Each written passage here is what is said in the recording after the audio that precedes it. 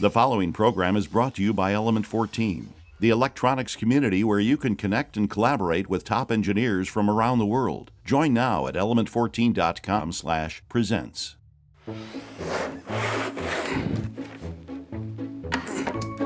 Hey Clem, we've noticed that your projects have gotten a little out of hand. Would you mind doing something simpler? Giant CNC machine? No, I mean less complicated, not more. CNC controller from scratch? With compute module? Oh, come on. Don't tell me you've already started. You know you should leave your basement a little more often. Amazing hacks. Inspired designs. Each week, Element 14 Presents brings you innovative projects using electronics, engineering, and more.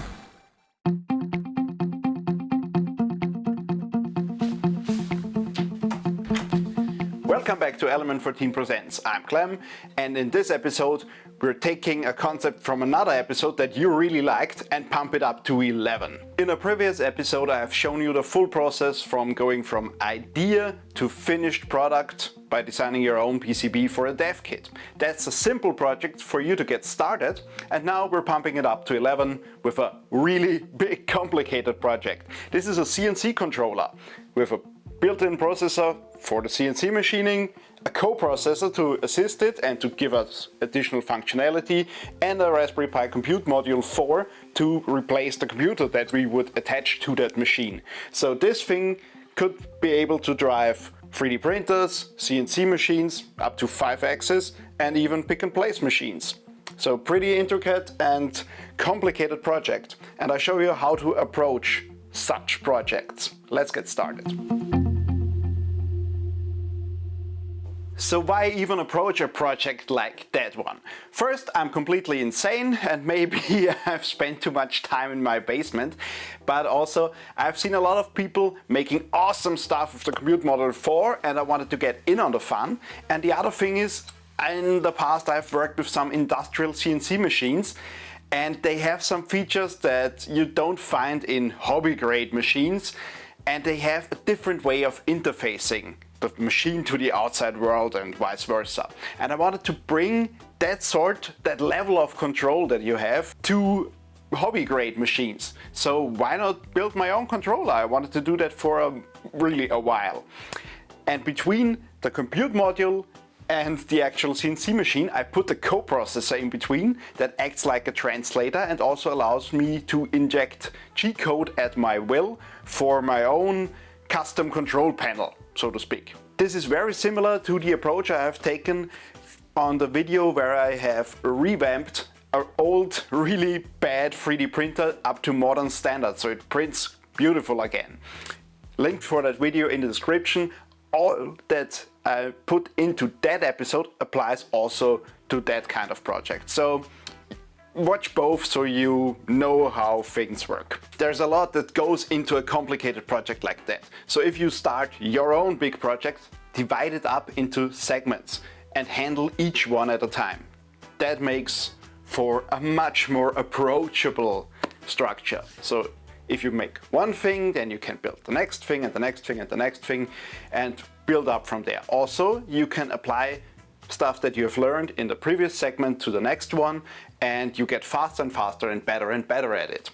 So let's start by dividing our project into the segments.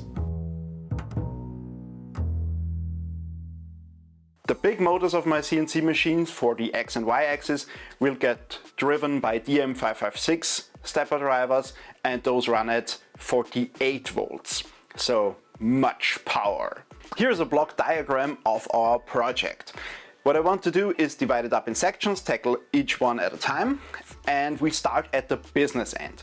So we are driving a CNC machine or a CNC type machine, which could be a 3D printer, pick and place, laser cutter, whatever. I want to be able to control the stepper motors with different measures of controlling them, like external industrial stepper drivers, internal silent step stick modules like you would use on a 3D printer. So I have made provisions for that. I have outputs to connect them directly up to silent step sticks. I have outputs that enable me to connect them up to big honking external stepper drivers. Going back from that, what drives these steppers? We have, of course, a real-time control unit, a microcontroller. In this case, for my first iteration, I use a microcontroller that I'm already very familiar with, so I don't have to spin everything up from scratch. And in later revisions, I can replace that with a more advanced microcontroller, if I feel the need to. So this time I'm using the ATmega 8560, which is used on tons of 3D printers and also CNC machines. It's reliable, and also the firmware that I want to use for it, in this case Marlin, is very well tested on that platform. So I know that will work and I can build up on proven designs. And later on I may replace that one with a bigger, more modern 32-bit variant. So I iterate. I don't build everything up to the top level from scratch. I want to keep it basics to know that will work, and then I iterate on it.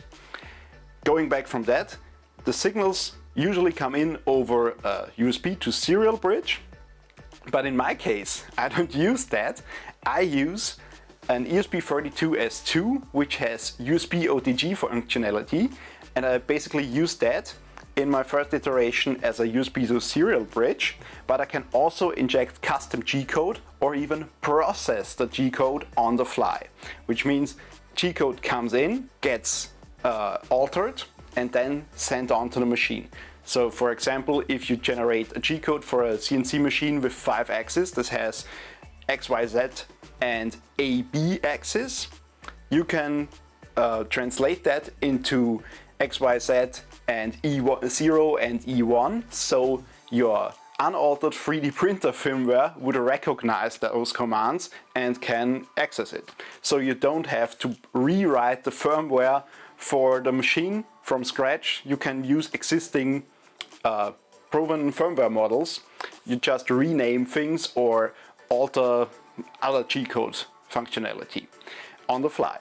And this is also a Wi-Fi module, so we can access it over Wi-Fi with maybe an independent controller panel if we want to. The USB comes from a USB hub chip that is connected to a Raspberry Pi Compute Module 4, and that allows us to run the CNC control software directly on the device. If we would build a 3D printer, we could run Octopi on that device or Octoprint and manage our big honkin' 3D printer over the network. But we could also run other software on that, maybe a normal Raspbian installation and Pronterface to have direct control over our 3D printer and directly stream the G-code like you would do in the olden days. But we could also use it to run software like a direct machine controller, or maybe OpenPNP if we would want to build a pick and place that had everything in one, so we don't need an external computer anymore. The Compute Module 4 is directed to the USB hub, which allows us to attach more USB devices like keyboard, mouse and stuff. And we can also attach HDMI monitor and cameras for our additional functionality. So it gets really complicated. Also it has Ethernet and an SD card port. And don't forget, we have to supply all these parts with power. So we need a power supply unit that gives us our basic voltages, and then we divide them up for each of these processors into 5 volt and 3.3 volt rails. Also additional rails for the HDMI output and Ethernet, so those should be isolated. And now it gets really complicated when you intertwine these things. Let's start with one of those segments. Hello, I'm James from Workbench Wednesdays, a show about the stuff found on your electronics workbench. Look for new episodes on, well, Wednesdays. You can connect with me over on the Element 14 community. I look forward to seeing you. For now, it is time to get back to watching this week's project video.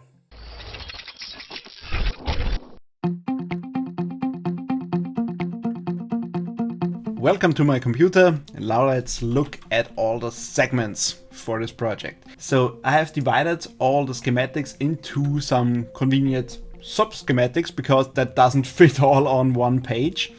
And we start at basically the business end. So what we need is an interface to our stepper drivers and our stepper motors that actually drive the CNC machine.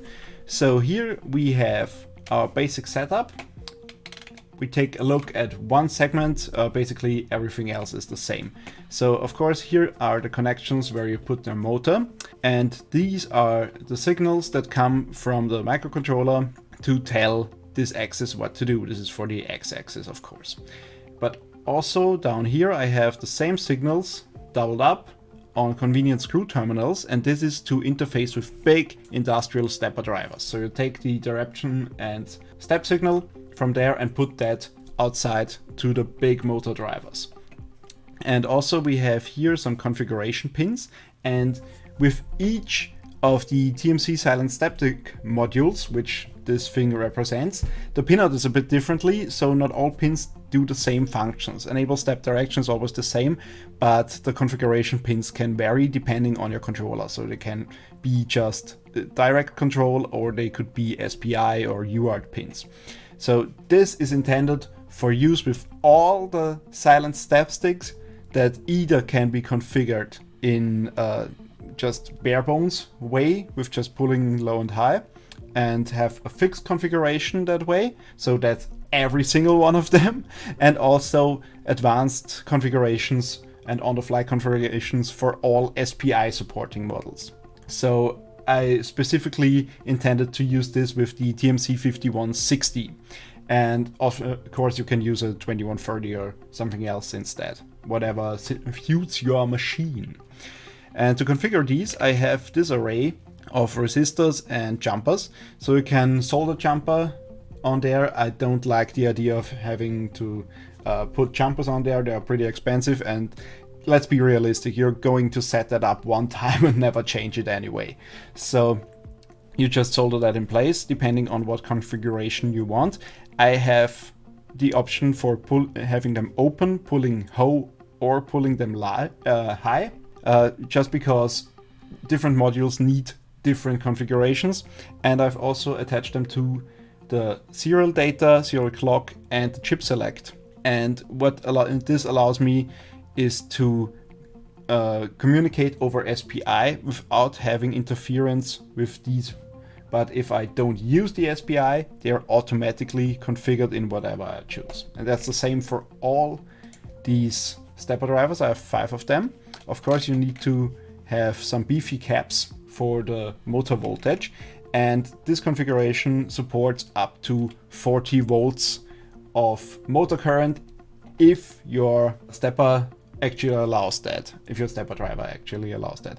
I also intended this to run with 48 volts, but I haven't found a TMC module yet that can handle that. But maybe there's coming one up in the future, so we're already supporting that. Great! Okay, this is the section where it gets in the beefy parts of the real-time control. I have 2 processors here, an ATmega 2560 and an ATmega 328P. This is not actually implemented on the board. I've left that out.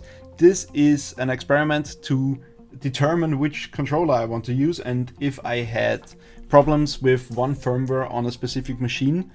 So I wanted it to be Marlin and Gerbil compatible, and use the most tested or oldest branch of the firmware to make sure everything works. Reliability is what we want, not cutting edge smoothness, but reliability. So this is basically what you would do if you would run it with Gerbil and a cheaper controller, and this is what you would do if you run it with Marlin and a more expensive controller. They also share the same crystal in the middle, so you either populate this or that. But on the actual PCB that I did, I have only implemented the Marlin cable controller. If you replace that piece of the schematic just with a different controller, an STM32 or whatever you want to use, some more modern micros, you basically only have to replace this microcontroller on that page, interface it with all the pins that are here, and it should work. Wow, that was a lot of information to take in, so we won't get to everything in this episode. I have partially assembled the PCB, and I have to test each of the segments individually to make sure they work as intended. And I've already spotted some things that could be optimized. So I will follow up on this project with the further design on the Element 14 community. So if you are really interested in learning how to get this thing to work and what else it can do and how we can improve it, join in on the development on element14.com. I share all the files there. They are free to use, but keep in mind those are not production ready. Don't sink much money into it, but experiment around with the design, maybe iterate on it, maybe build your own project with some of the segments that I've provided you. Also keep in mind, a lot of these are based on reference designs, so you can choose the same reference designs from the original manufacturers of the parts and apply that to your design, which makes development a lot faster than building everything from scratch. So follow me to the Element 14 community and we'll get this thing out and running to drive a big honking CNC machine that we may see in a future episode. So the next step is to test everything and to gather more of your ideas. So there's the video page on the Element 14 community. Please go there and show me your ideas. What machine could we drive with this thing? A pick and place? A CNC machine? A giant 3D printer? What do you want to see? And do you have ideas for making that thing better, optimizing some of the designs? Are some features missing? Or do you think some of that is not really necessary? I know I will upgrade the 8-bit MCU one day, so that's an obvious thing, but there are a lot of stuff that only you as possible users can know. So element14.com, and that is where I post all the stuff. I gotta go. There's another project waiting for me, and then I'll get back to this one.